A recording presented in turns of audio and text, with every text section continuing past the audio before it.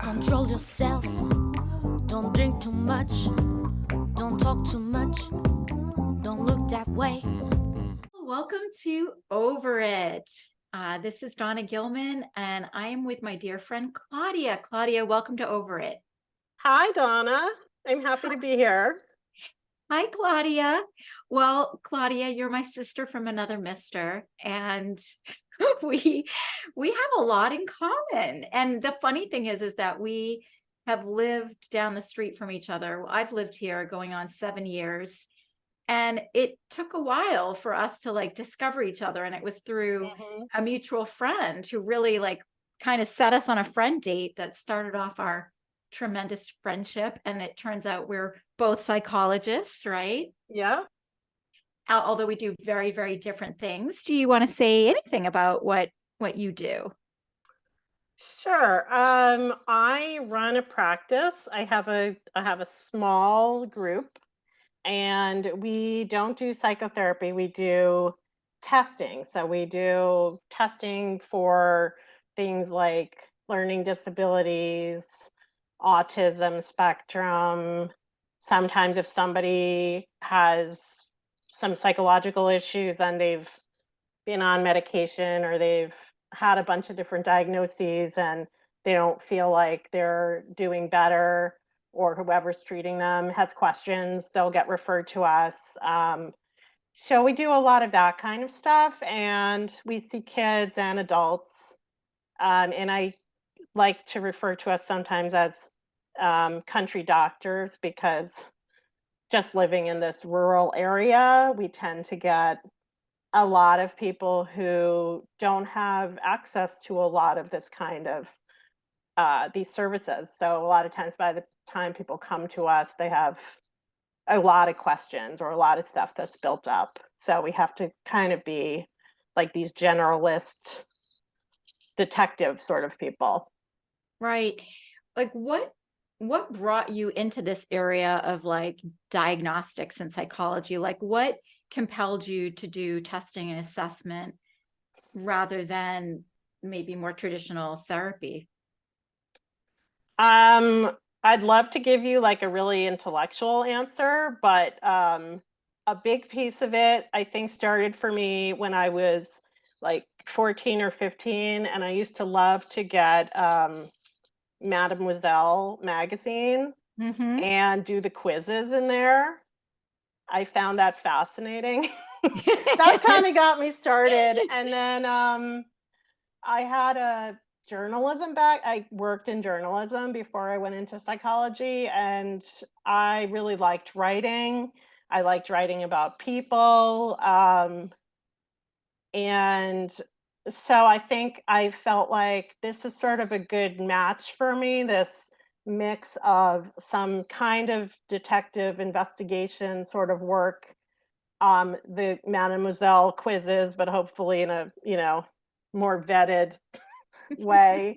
And then, even though I complain about it sometimes, like the writing piece and, taking all this information about a person and trying to do something thoughtful with that and articulate it, I find an interesting challenge. Because you have somebody go through like a full battery of tests, and then you have to analyze, compile all that data, and then put it into like a comprehensive report for the Right, client, right? And then go right, over that report with them so they understand it really well. right. And there's recommendations in there. Sometimes we refer them out for other kinds of things they might need. Um, I don't know. I find it to be, I mean, obviously, I like psychology as a whole. I went into the field and I've stayed in it. But I think for my temperament, I think with therapy, even though I value therapy very much, I think I needed something that was more like, okay, I'm going to try to move this person from point A to point B. And I'm going to come in as sort of like a consultant. Like, I'm going to do Mhm. this deep dive. And sometimes I feel like I'm even telling them things they already have heard from people for 15 years. But because I'm a quote specialist and that, they don't have to see me again. Maybe they'll listen in a different way. Um, but I like that piece of it of sort of coming in at a critical time and really taking like a deep dive and taking like a longitudinal look and trying to really understand what is going on for this person, what are their strengths, what do they need to kind of get from where they are right now to the next place. Right, right. And then being able to like send them on their way with the recommendations. Yeah. And I mean, it's such a valuable service. And I know that people have to wait. I mean, nationally, the wait to get in for this kind of service can be really long. I mean, people are often desperate for answers. And even if they have some ideas about what might be happening for them or their child, I mean, there can be so many emotions, right, involved in actually getting a clear and comprehensive diagnosis or diagnoses. I mean, it can be anything from relief to grief, right? Yeah. And everything in between, right? Mhm. And so for that time that you're on the scene, I would imagine you're also doing a lot of holding, right? Of like people's reactions and responses to your reports and what that means for them. Yeah, I think there's some of that. I think there's also, I mean, obviously it's different for different people, but there's a transparency about it that I find really appealing in the sense that, often people come and it's like everybody's danced around. Not that diagnoses are, they have their flaws. Obviously, they're just names of ideas of clusters of things, but um, I think often people come and everybody's kind of danced around or made things overly mysterious, or there's a lot of stigma. And to be able to talk frankly about some of these things, I think is freeing for people and I think makes them feel more seen. It's Um, normalizing, right? it's Like, oh, I'm not normalizing. the only one, right? Yeah.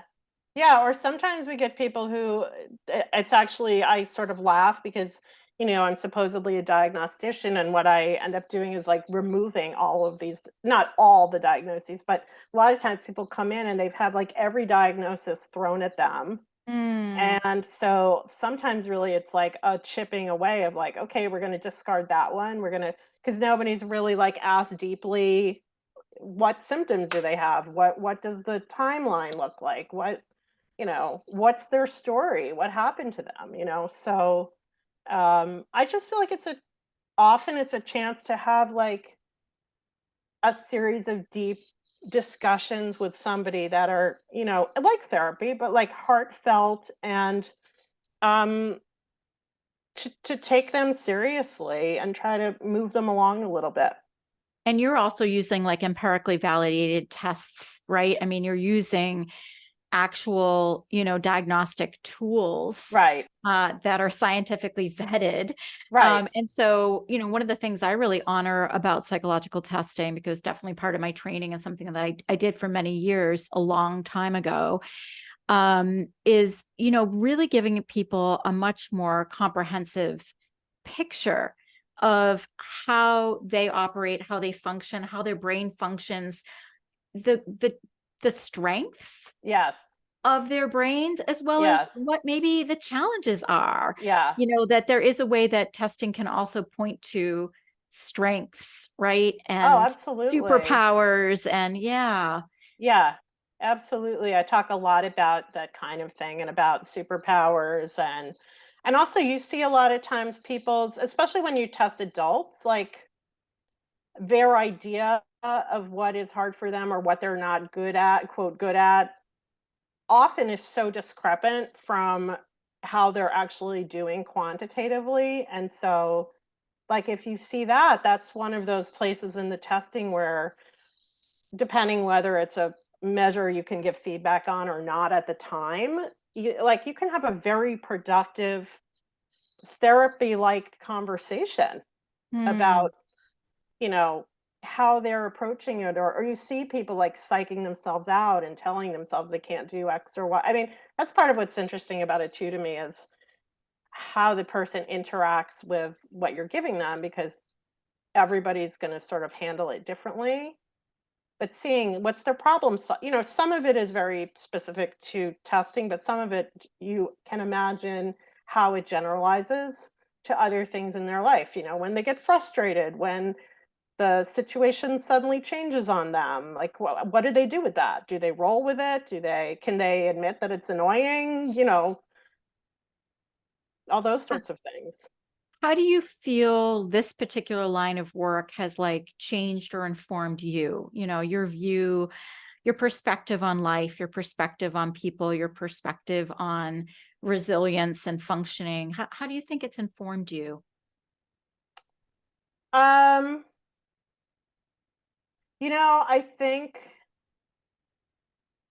I think like probably all psychologists and people in mental health, like I'm sure I went into this field in part because of things in my own family and my own upbringing. And um my parents were of a very different generation and went through a lot of um traumatic things, and I think came from this generation which was very closed in terms of either you don't talk about your feelings or you aren't connected that well with your feelings. You try not to have them.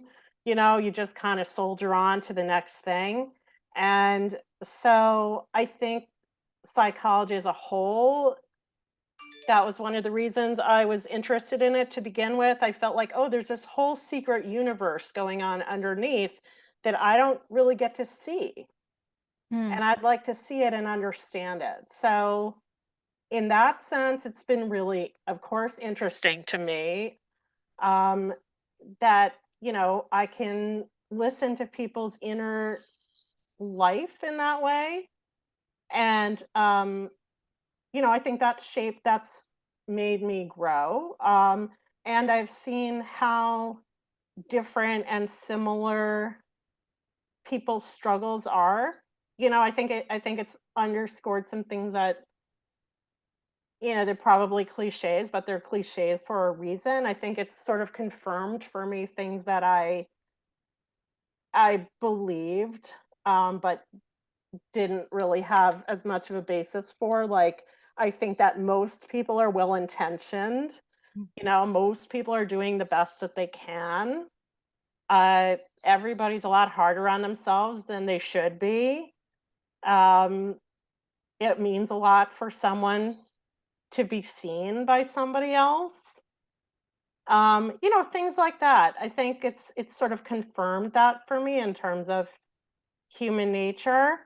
Um, and it keeps me growing. I feel like every person I see, there's something I haven't seen before, not necessarily in what they're reporting their symptoms, but there's like I have to think like what is this person going to feel is like a considerate way to talk about this, or what do I have to say frankly to this person, or what is this asking of me as a clinician and as a human. um and the last thing, and then I'll stop. The last thing I would say is that um it's given me an opportunity to, not always, but to really do positive things in people's lives in a way that feels it feels very touching. It feels very good, whether it's just validating a parent, like, yes, the thing you were concerned about in your child, you were right to be concerned, and Mm. here are some things you can do, to like making a suggestion. And sometimes people come back a few years later and either they need more testing or they just want to let me know how they're doing, and just to feel like I did something where I was able to help move them a little bit forward. I mean, that feels great. It's interesting because usually when you and I get together, I feel like we just end up laughing and we don't talk about work a lot. And Yeah, so I feel like I'm learning a lot about you right now that I don't know, because usually we're just talking about other aspects of life and yeah. cracking each other up. So, thank you, for sharing all of that. Over It is proudly sponsored by the Couples Center of the Pioneer Valley, offering specialized services to couples and individuals with relationship issues and concerns. check them out on the web at pioneervalleycouplestherapy.com or call them at 413-570-0067. And one of the things that you and I have in common is we're both the mother of sons, and we are each divorced and also have been fortunate enough to go on to form new partnerships, new love relationships at this advanced age. And I'm wondering, could you speak a little bit about, your experience of, I guess finding love, finding companionship, partnership at this point in life? I mean, you're in your 50s, Yep. if I do say so myself. And, what has that been like for you, like that journey? Well, that's been really interesting because I mean, I didn't get separated until I was 48. And I think I had this narrative my whole life about, as I think we all do, about all different aspects of our life. I think I had this narrative about myself, like the things I want in a relationship are not realistic. I'm too much for somebody. Um,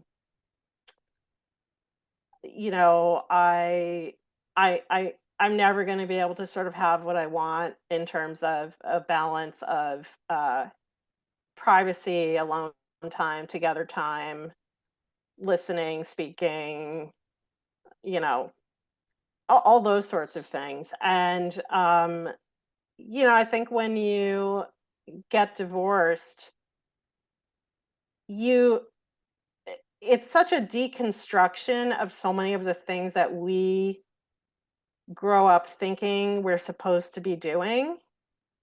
And so, as hard as it is, I think it also gives you a chance to sort of take apart all of those things and say, well, which of those things do I want to do again? Not necessarily marriage, but just in general, like in your relationships. What do I want a relationship to be like? And what kind of person do I want to have one with? And who am I now? It's very weird, as like get divorced, and if you're married for any length of time, it's like even just to go on a date, like, I haven't been on a date in 18 years or whatever. I mean, that in itself is so strange, Right. you know? But it was interesting. I mean, this person that I'm with now, I've been with him for 7 years, and I I feel like I'm sure I've changed a lot too, but he's very different temperamentally, really, than anyone else that I ever was with. I mean, I tend to be, or at least before the pandemic, I was a very extroverted person. I used to have a lot of big parties and always be having people over, and he's very private and very quiet and very understated. And when I first met him, I thought like, what? First, I was like, well, what's this guy about? Like, I wasn't even sure what he was about because he's very understated, and doesn't really like promote himself. Um, so that was a big shift for me. But I realized there's it's not that I didn't think there was value to that. I just didn't think that would work for me. And it's been very healing and very peaceful and very there's like a steadiness there that I never had. I always had these very rocky, up and down, chasing after people, feeling like I was too much, you know, all that kind of stuff. And it's just very steady. And that's been wonderful. And I really didn't think I would ever get that, either because I thought I was too old, or I just wasn't sure what I thought I needed really was existed. I So often think that something needs to shift or is healed within us that would allow us to be attracted to or to attract such a different sort of like frequency in a person, right? Definitely. That part of us that sort of is almost addicted to the highs and lows Mhm, of of a relationship, that's our pattern. And that, mhm. I mean, I wonder, what do you feel shifted within you that allowed you to sort of get onto this different track with a different kind of person than you've ever been attracted to before, and had a different experience? What do you think happened for you? What was, and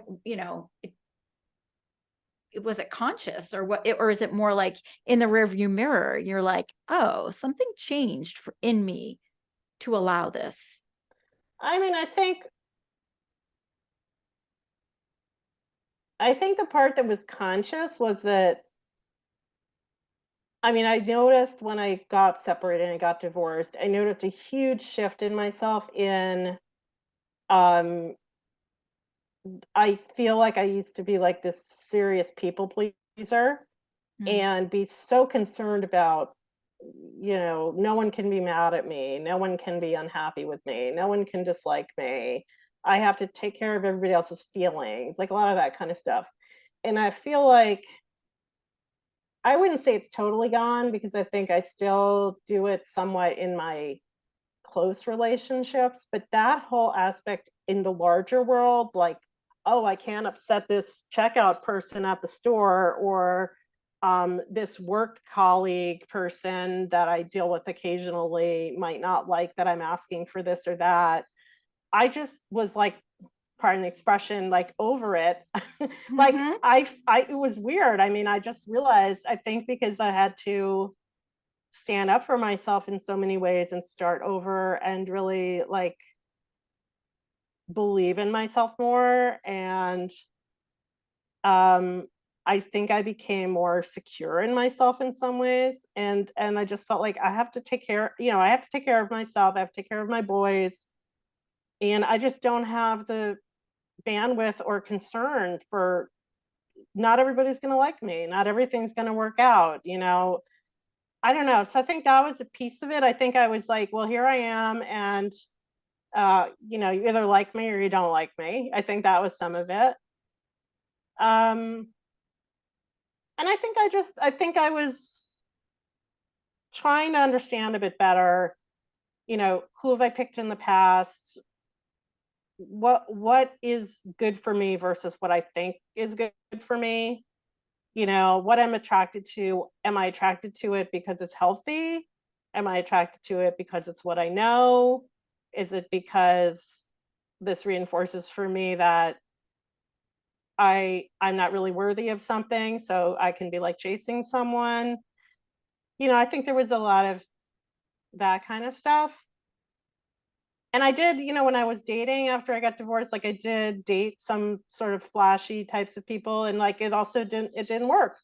So I was like, oh, okay, well, I'll try some other things. Yeah, sort of like a sign that, that flashiness that would have been so seductive and compelling before, it just wasn't going to work out anymore for you in that way. Yeah. I think Yeah. I think I was looking more at certain qualities as like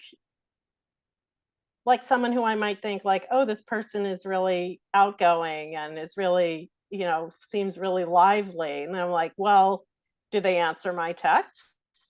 Do Hmm. they show up when they say they're going to show up? Those kinds of things I started thinking about in a much more front and center way. Like, Yeah. is this person going to be a good steward of my heart?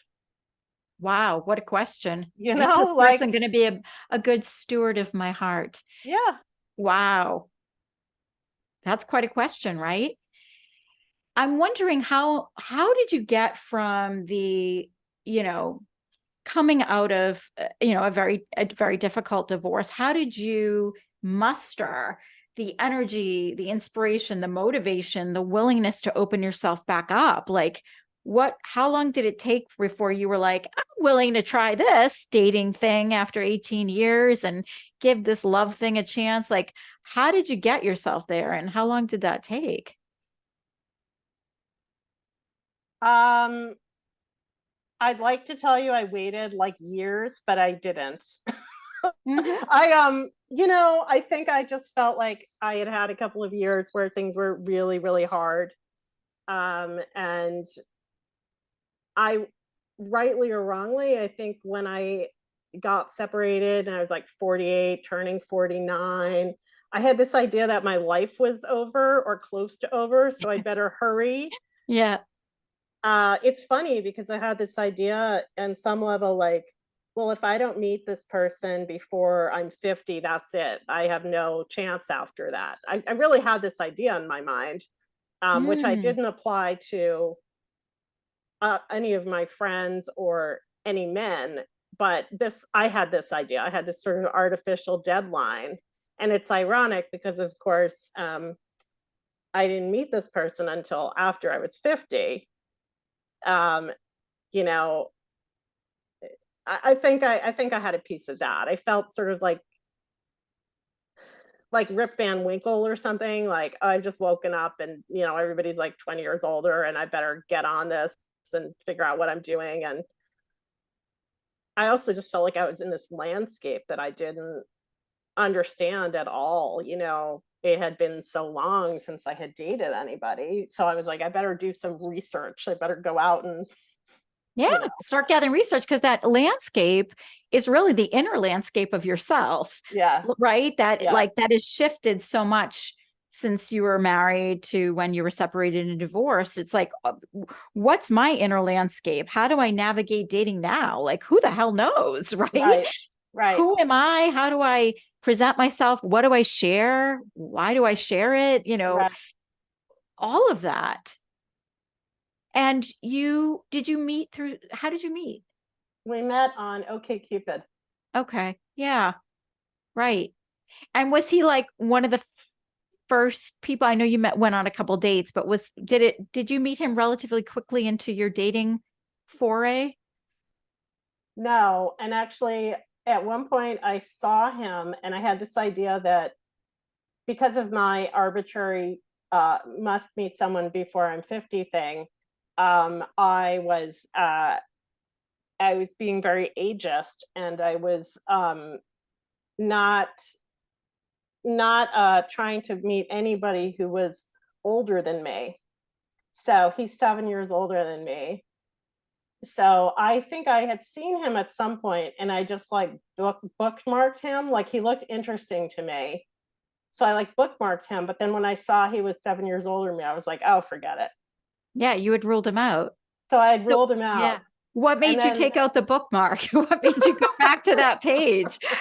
well, I went on like all of these, the one date, two date. I mean, there's a guy I dated briefly, but most of the time I was just like going on like one or two dates with people, and it's just like, oh, it's a numbers game, blah, blah. And then I think one day I was just like particularly disgruntled, and I was just like, oh, let's see who's in here rummaging around. And like, okay, Cupid like presents people to you that it thinks might be a good match.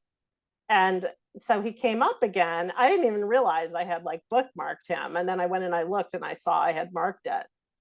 So I was like, all right, well, I'll reach out to him. But he's 7 years older than me. So, I had that whole weird thing going on with that. So I reached out to him, and he wrote me back, and he was like, I saw like he liked all the same bands I liked. He had interesting hobbies, and he just looked really interesting. And I wrote him, and he was like, you seem intriguing. He's like, I'm going to work. I'll write you at this time tonight. And I was like, okay. And then he did.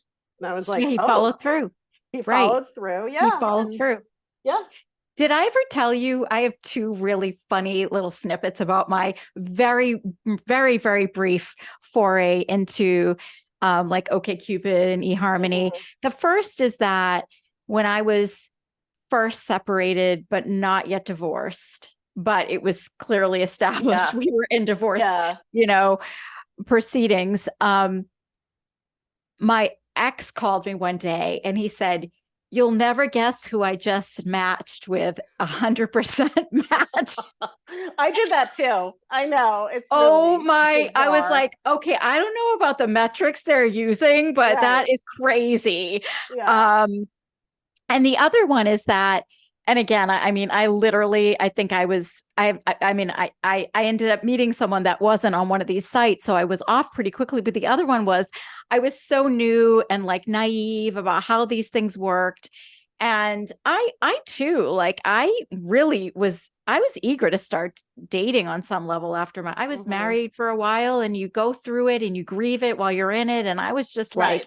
I want to hit the ground running. Like, I don't want to spend years just twiddling my thumbs crying. And so I had done my profile picture, and this guy wrote me, and he messaged me, and he wrote something like, it was a very nice message. And in the end, he wrote something like, and I really, honor and, appreciate that, you are really being transparent about the fact that you're still married.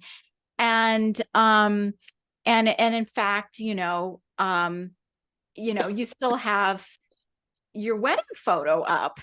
And I thought, oh my God, am I being stalked? Like, is this, oh my, I immediately went to like, is this person looking in my windows? What the hell? And I'm trying to figure out how in the world do they know I'm still, and I looked at my profile picture in the background. I still had my wedding photo on the wall. I had just not taken it down. So I was like, Oh my okay, you know God. what? Maybe I'm not ready for this. Yeah. So now you're 7 years in, and I know when you talk about your partner, and one of the things you consistently say is just that he always comes through. Like, he's still that person that if he says he's going to do something, he does it, 7 years in. And you also said that, this kind of experience of a relationship is really unique in your lifetime, right? Yeah. Yeah. And that you've navigated as well, introducing someone to your kids who are not little by any means, but you navigated all of that, and he navigated all of that. And, is there anything you would say you took from all of that, or like any advice, or, just takeaways you have from that experience of that kind of integration? I don't know if it's advice. I mean, I guess I would say that I think, as with any other stage in life or experience, people I think are quick to give you lots of advice or have expectations about the quote, like, right way to do things, right? Just like they're like, when are you going to get engaged? When are you going to get married? When are you going to have a baby? When are you going to have your second baby? All that stuff that people do. So I think there's around divorce and meeting someone else, there's some of that too, although you can get totally opposite ends of the spectrum that people will give you. But for example, there's people who will be like, well, you have to like work on yourself before you go out and meet someone. And by work on yourself, if you talk to them about it, it sounds like they expect you to be like a finished product before you go meet someone, which I don't think we're ever finished products. So I don't quite know how that would work. There's people like that. Then there's people who like, they want to get you like right back out there. And when you start dating somebody, a lot of people start being like, okay, well, when are you gonna, move them in, or are you gonna get remarried? And I felt a lot of pressure about that. Not so much from like specific people, but more that I saw a fair number of people around me who got divorced doing that, like quickly remarrying or quickly moving people in. And I thought, what's wrong with me that I don't want to do that? Mm. And so I did a lot of questioning of myself and was putting a lot of pressure on myself. Like, oh, shouldn't this be my goal? Like, shouldn't I want to move this person in right away? And I really had to like give myself some grace about that and some time, and realize, like, you know, I started reading these articles, like, about people, I can't remember what the acronym is, but, like, people who meet after they get divorced and they live separately forever. Yeah, they're called SMART, SMART. No, I'm just kidding. But people, even people who get married and they live, they live apart, or they live, like, Yeah. I'm in the just same kidding, but I will building. say, I mean, Yeah, because you still live apart after 7 years in, I yeah. still live apart after 4 years in. There is a certain, unique richness of experience, I think, that Mhm, can come from living on your own at this stage after a long-term relationship or marriage, right? I mean, there's pros mhm. and cons, but a certain richness to not living with your partner at this stage of the game. I certainly honor people who make different Yeah, choices, me too. but it's been interesting to explore. I can really relate to what you're saying, sort of the sense of like external pressures or questions or even internal questions that we have around like, yeah, like should like what are we doing? But yet if it ain't broke, why fix it? And there's something I think that I really just want to highlight here that's something I've thought a lot about, which is sort of the unique joys and challenges of living alone at this stage, Yeah, even while you're partnered. yeah, definitely. Yeah, I think also it sort of led me down this road of thinking, like, how much of that has to do with our expectations of women in the society, like, I mean, I think we have a pretty mutual he and we have a pretty mutual relationship, and he does a lot for me.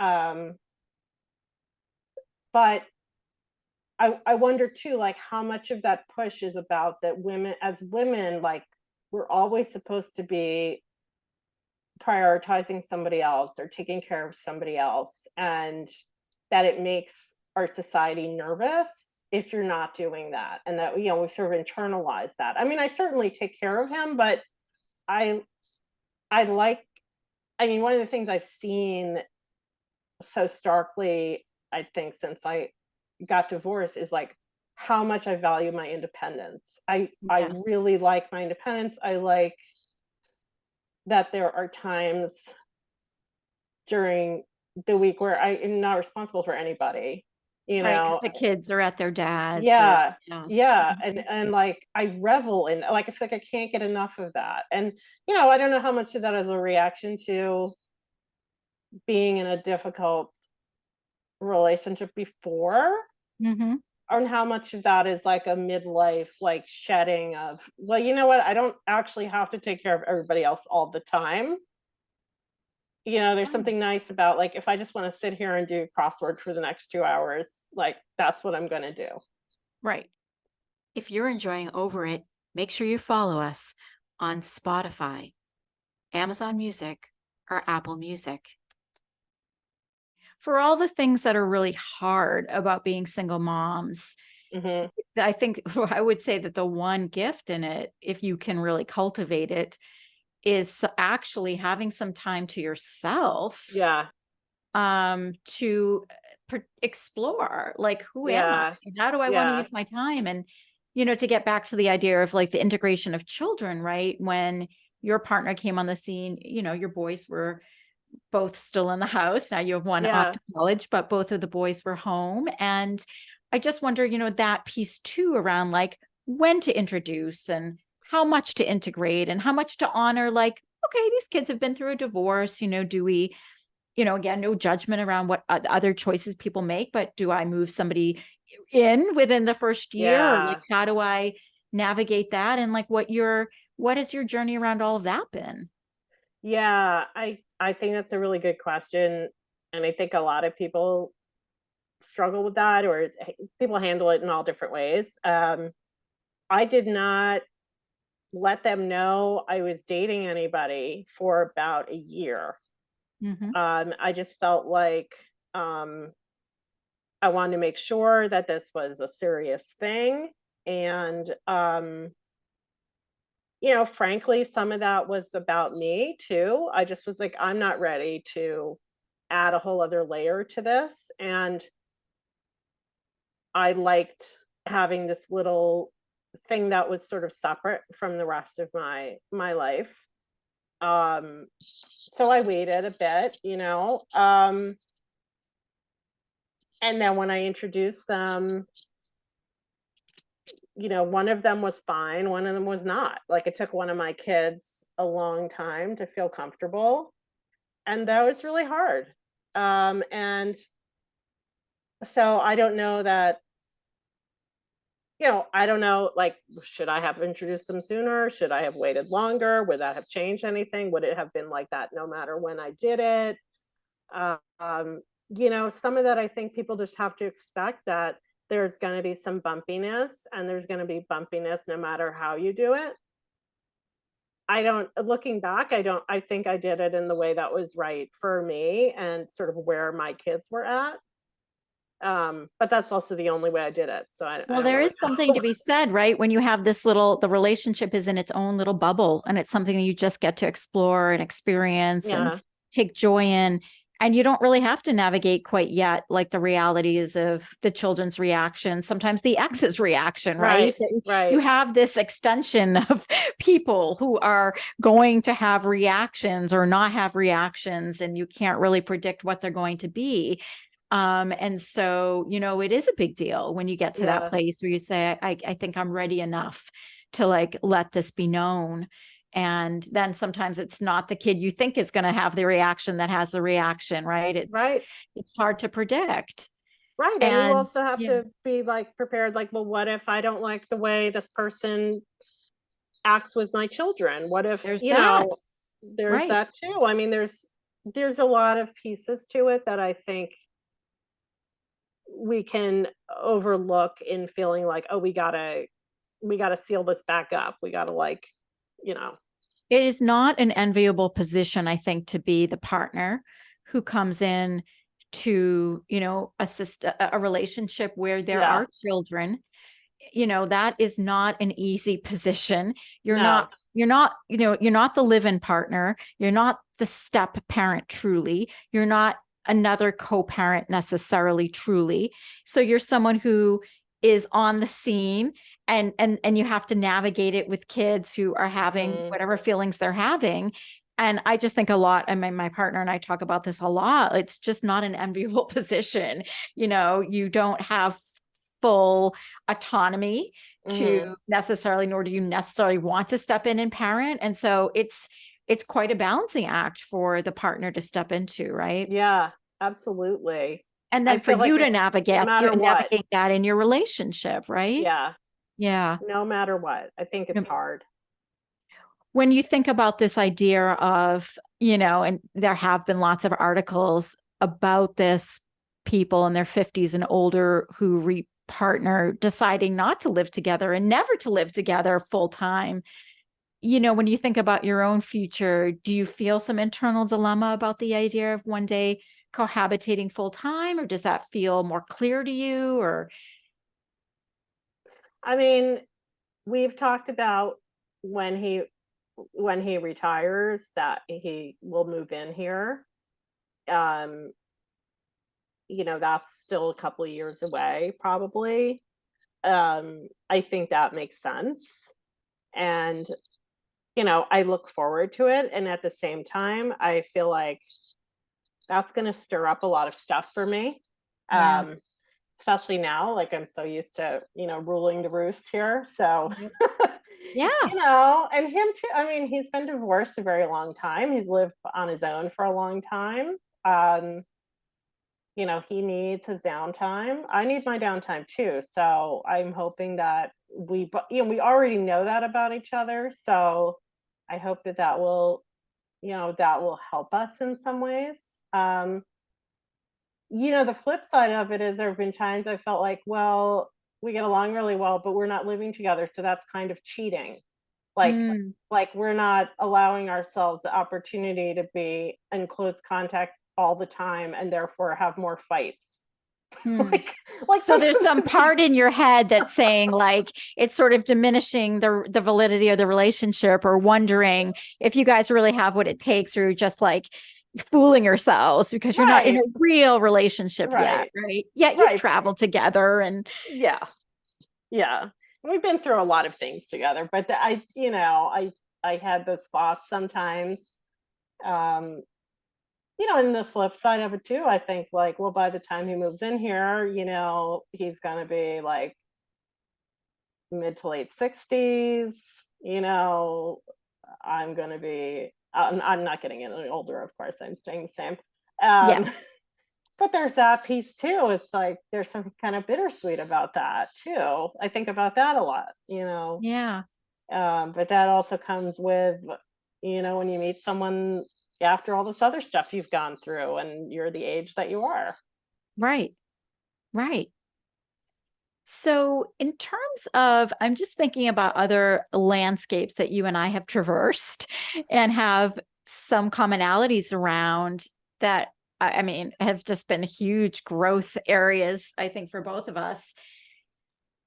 Can we talk for a second without getting into too much identifying information, just about really like our own growth edges in terms of when each of us divorced, we were both left with, or we got, so to speak, our houses. We got to stay in Yes. our houses, which can I just like paint a picture for our listeners? So we live in this tiny town, right? It looks like a Rockwell painting. It's super quaint. There's not a lot of people and there's a lot of land mass. And it's No very traffic quirky. lights. Oh yeah, wait, we have zero traffic lights. Right. We have the tiniest post office of all time. We have one tiny little store. And the woman who owns it does all the baking, and her husband is the fire chief, who's also the electrician. I mean, literally. And anyways, we both got like the great the great gift of these super old houses in our divorce, right? Mine is like Mm-hmm. over 200 and something years old. Mm-hmm. Yours is too. Yeah. Big rambling houses that need a lot.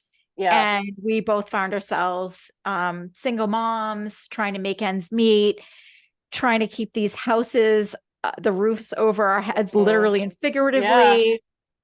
And with just that, I mean, the immense and overwhelming responsibility Mm-hmm. of the houses and what they constantly need for maintenance. And we've just been each on our own journey with that. And then interestingly enough, we've both been through our own nightmares with having to rehab or renovate parts of the house because they Yes. literally were like falling down around us, and Mm-hmm. just like stepping into like an area that I'll just say for myself, even though this is not the first home I've owned, I can't say I really understood all the nuts and bolts of all of the house systems. And of course, every house you live in it has its own unique systems and quirks. But I really didn't have my head completely into that. I'll own that when I was married, that was not in my sphere of like, Mm-hmm. Mm-hmm. division of labor. And there was so much about this house I didn't understand. And I mean, because it's over 200 years old, like you go down to the basement, it looks like Frankenstein's laboratory. Like people have like literally looks like, people who who are blind basically did the wiring over several centuries, and like things are cobbled together with wood and you can't figure out what the hell is going on. There's like 18 different electrical boxes. There's still knob and tube wiring, it's a mess. And so when I had to renovate my home because I was experiencing like a massive debilitating mold situation in my house, I also wasn't really savvy about like how to hire the best contractors and like how to make sure. And then, even with all of my psychology background, like I could not have imagined like the mess that would ensue in terms of my experience with Mm-hmm. working with the contractors and having, 8 men tromping in and out of my house for almost a year, and how Mm-hmm. stressful it was. And meanwhile, down the road, that happened to me. And then a year later, you Yeah. through it and you Yeah. had like your own nightmare experience. And Yes. I mean, you can share whatever you wish about that. But I guess for me, what I'd want to sort of highlight is just, I think like the layers of like I guess, shame and a sense of inadequacy that it brought up in me when I was going through that. It was so triggering to feel like I had men always mansplaining things to me. Mhm. And yes, I was a novice about a lot of it, but just, navigating all of that. And I'm certainly much more savvy now. I feel like I know my Mhm. house inside and out, and I Yeah. understand like how you can get taken for a ride and all of that. But do you want to speak a little bit to, whatever you want to share about your experience and like how that's informed your own growth? Because I think there's been a lot of Yeah. gifts in it, even though it's been incredibly difficult. Yeah. I mean, I think, I hired these guys who misrepresented their qualifications to me. I didn't really understand like what the credentials are you're supposed to have in Massachusetts, um, to be able to hold yourself out as someone who can, renovate a kitchen, or uh, even really what you need to be able to replace wiring or plumbing. Or I mean, unfortunately or fortunately, I know so much about that now, because I had to learn it. But I really took these guys at face value. And, before I hired them, I asked them if they were licensed, and they said they were, which was turned out to be a total lie. But I never checked it. And, it was instructive to me in several ways. I mean, one is I grew up in New York City. I moved up here in my 30s. And I think I behaved in a way around this that I would never have done in New York. It was one of those times when there's a lot of times I'm here and I'm like, oh, take the girl out of New York, but you can't take New York out of the girl. And I see like, like I don't like to go into the bank because I don't want to have chit chat. I just want to like get my money and be out of there. And I don't want them asking me questions about my life. And I don't like that. So then I'm like, okay, I'm a New Yorker. But then there's other ways I see that I've become like wildly trusting, that I would never do in New York. And, I've lived here for like over 20 years. And so times like that, I'm like, well, it shows, like I asked these guys if they were licensed. They said yes. I left it at that. I didn't look them up, I didn't make sure they were licensed. I assumed they had the expertise they claimed that they had. I gave them the benefit of the doubt many times instead of starting from a place of skepticism and suspicion. Um, so I mean, that's sort of an aside, but that was interesting that I saw, and I thought to myself, like, well, why did I do that? And then I saw like other situations I was in just day to day here where that way of acting was affirmed, where people are just very trusting and generous. And um, so I thought, okay, well, I understand why I did that. Okay, fine. But I found the whole situation to be very triggering. I mean, they took a lot of advantage of me, and I found that it was very hard to set good boundaries when people are in your house every day. Um, it's a very, I mean, I'd never had any renovation done before. It's a very strange relationship. Your house is not in order, everything's sort of in chaos.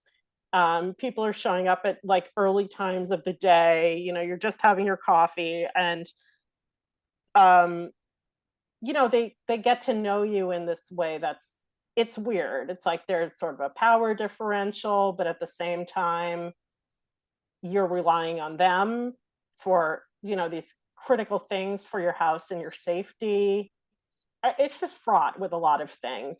Um, And the timing, right, for each of us, like coming out of divorces, feeling somewhat vulnerable. I mean, yes, in some yes. ways, feeling more secure in oneself, but also feeling really vulnerable and, coming off maybe, let's say, hypothetically, I'll speak for myself, a couple of years of gaslighting. So you step into a situation like this, Yeah.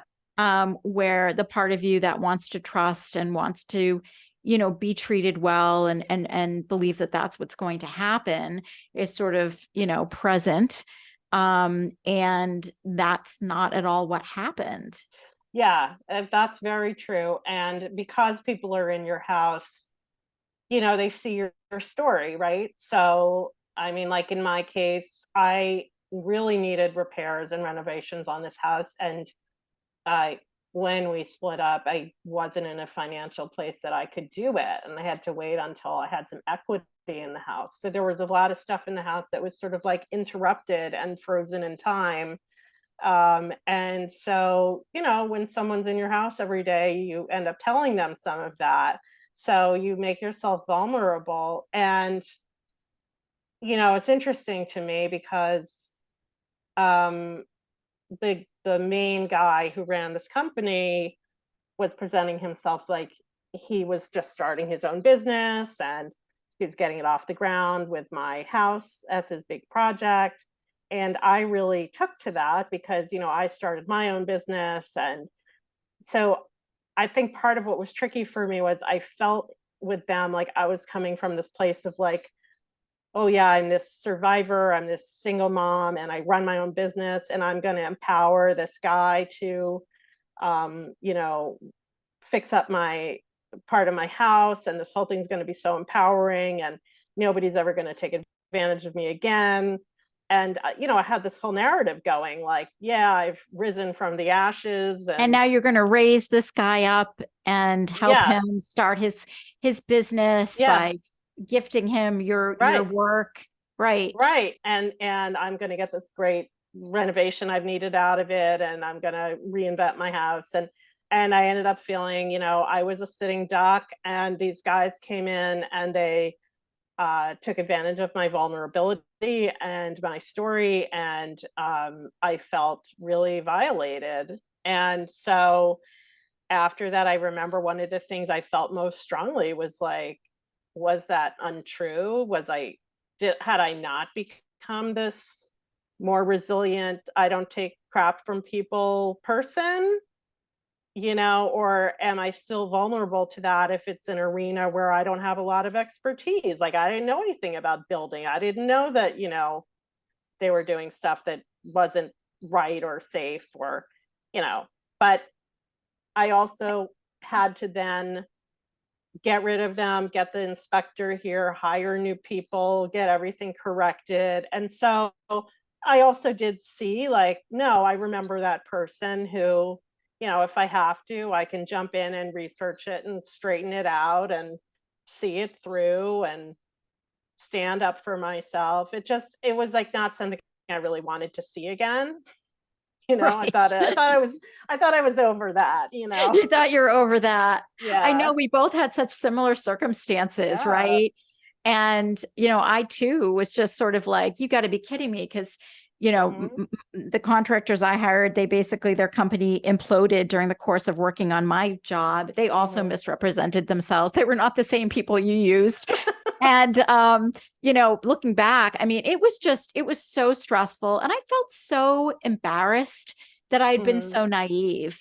And I think that sort of shame also compelled me to keep these people on the job longer than I should Yeah. have. Also, Yeah. because, I didn't know what I was going to do otherwise. They started a job. Nobody ever wants to come in and fix a botched job Right. in Right. any arena. And, but I think that shame really, it resurfaced for me in this way where I was like, I knew, they weren't showing up when they said they were they were doing things that just by my untrained eye, I could see they were MacGyvering things, like something definitely was not right. They almost, blew up the house with a gas leak. I mean, it was just thing after thing after Yeah. thing, but, trying to navigate my way through seeing aspects of my people pleasing come up again. Well, geez, I thought I was over Mhm. that. Seeing aspects of, both my pushback, the part of me that was trying to assert more boundaries and get more clear information, but then also the part of me that was backing away from potential Mhm. conflict. I mean, just sort of observing all of that and not wanting to really let people know really how bad things were in the Yeah. house. That was like, Yeah. that's an old thing, right? Not, don't let Yeah. anybody know what's Yeah. really going on here. And so, just observing that was incredibly stressful. And they did end up imploding and just disappearing, and the house was in shambles. And I also had to bring in other people to fix things. But yeah, I mean, just again, I mean, whew, it felt at the time sort of like, you've got to be kidding me. You know, I made it through this divorce. Yeah. I don't want to be going through any more fuckery. Here's more fuckery. You know, what more could I possibly have to learn? Well, I had a lot to learn. It was another effing growth opportunity to be like, okay, here's still some residual shame. Here's still some residual conflict avoidance. Here's still some residual, you know, and really having to, as you did, sort of like step by step, make my way through it. And what I will say is, like, I've now been through every crawl space in this house. Every little corner in my basement is known to me. Like, I understand every system in this monkey house, you know, and I understand more about the contracting business and licenses than I ever wanted to. And, you know, this is, I am now an informed consumer should anything else go wrong, which it always does with these old houses. So yeah, just a lot of interesting, you know, parallels in our lives, right? So interesting. And also, you know, for me looking at, right, so here was like a big area that, you know, sort of like really understanding how the home worked, really having my head completely into finances. These were areas that in my marriage, I just really shied away from. Yeah. And I told myself, like, okay, this is division of labor, right? You know, this just makes sense. And, you know, after divorce, it was like, there's no area of my life that cannot be I have to know and fully understand every aspect of my life. Like, I have to get my head into things that I've avoided understanding. Right. You know, for decades. Right. Ultimately, now I feel so much more informed and empowered, but I do want to speak to like how overwhelming that was, right? Yeah. For a long time. Yeah. And just my own internal reluctance to step into those things. Yes. And I think there's also I think culturally there is still such a thing about, like, you know, this is like a man's thing. This is not something a woman can. And I mean, if you think about, if you are going to stereotype, if you think about the complexity of the things that we're expected to understand, like, they're not less complex than the things that the men are supposed to understand In a heterosexual, like traditional union. Yes. Right. Right. Yeah. And I mean, it, you know, a lot of it was just born out of my own unique. Yes, there's socialization, and then there's my own unique areas of avoidance. Yeah, me too. Me too. And when you have an old house too, you're like, I don't want to look, because I mean, sure enough, like, you learn when you're renovating, it's like everything that someone picks up, you find something underneath that, you know, you didn't want to know was there. And then because of the building codes, you know, which I'm not knocking because that's for safety, but then those things have to be ripped up and redone. And it's like, so everything you uncover is like a Pandora's box of some. So, you know, that sort of plays into the not wanting to know. Because if you do know, then you have to pay to fix it. Right. Right. So what ultimately do you feel you've gained in terms of just your own journey over the last decade when you look back? Oh, wow. That's a hard question. It's a good question. It's a hard question. I mean, I think I didn't expect to be here in the way that I'm here. How are you here? How are you here, Claudia? I mean, I think I was in a difficult marriage and I felt very sad, and I just sort of thought, like, well, this is where my life is. And I thought, like, well, I have to stay. I have to make this work. I was overloaded with my work and thought that, you know, I had a solo practice and I thought that adding other people was going to be more than I could handle. So I put that off for a very long time. I was like, oh, I can't do that. And after I got separated, I expanded initially out of financial necessity. But once I did it, I was like, oh my God, I should have done this years ago, both for financial reasons and also I've just enjoyed it so much. I have such great colleagues. I think I was just in a kind of stuck place and didn't envision all these new chapters I was going to have. And things have, despite the contractors and the, all of that, like a lot of really good things have happened that I didn't envision happening. I think I was stuck in kind of a fearful, sad place. And I had to branch out a lot. And I think overall, I'm lucky that I was able to, because it led me to things that were much better. What do you now believe to be true about you and your worth?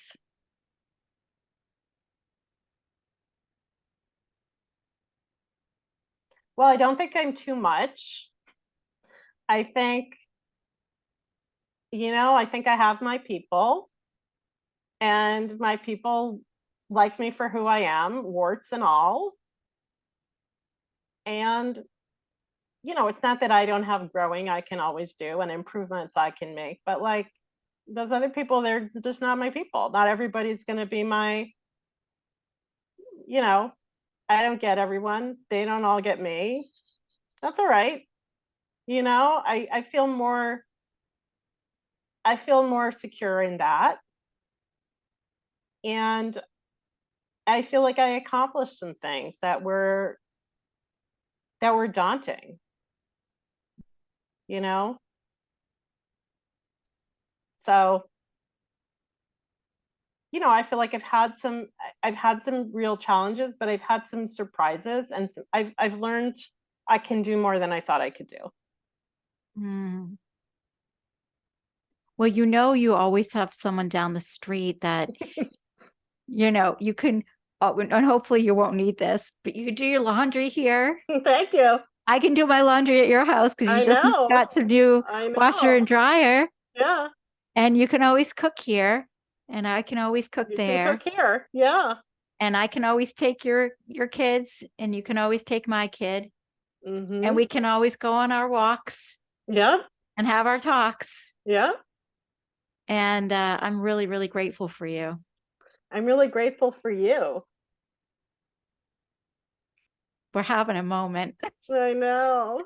No, I love you, and I really appreciate you being on Over It. And for our listeners out there, I'm wondering, when you look ahead at the chapters to come, what do you hope for? What do you aspire for yourself? I think I'm on a pretty good trajectory at the moment. I feel like I've gotten this this reboot, this chance to kind of redo my life, and I think that's really a gift.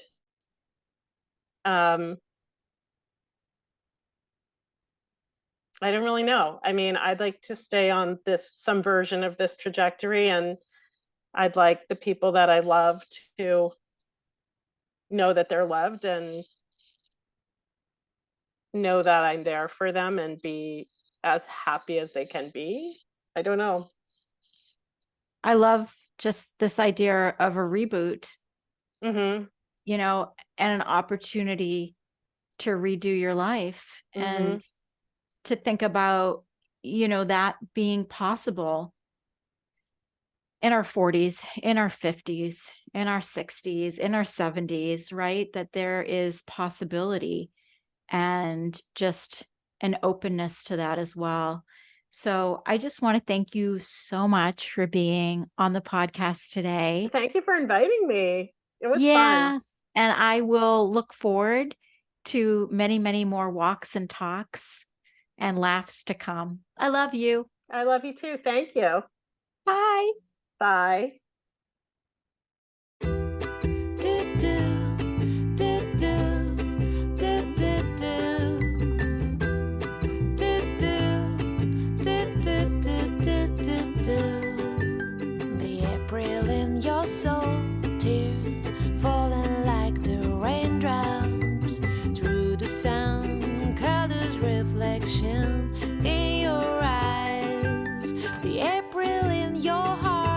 blossoms of the flowers of all kinds.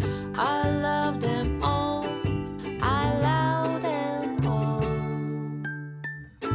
Spring is in your love, spring is in your eyes, spring is in your heart, I want to live in, and the April of your soul, dark clouds of the winter.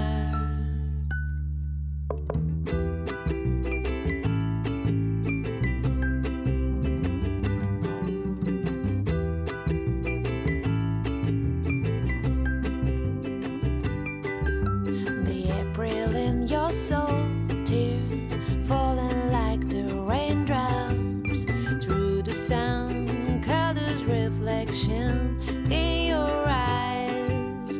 The April in your heart, blossoms of the flowers